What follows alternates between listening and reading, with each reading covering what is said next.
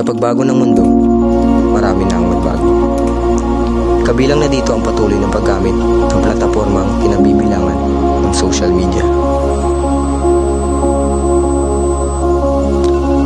Sa paglipas ng panahon, patuloy na ang pag-usbong ng social media. Tama pa ba ang naidudulot nito sa atin? Tila bakit ang iilan ay ginagamit na lamang ito sa walang kabuluhan, na kung minsan pa ay nakakasira ng dignidad ng ibang tao, at isa na ako doon.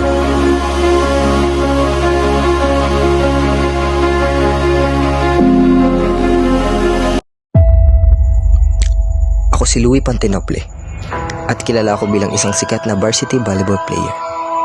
Hindi ko may tatanggi na sobrang sarap sa aking pakiramdam kapag may mga taong nagmamahal at sumusuporta sa akin.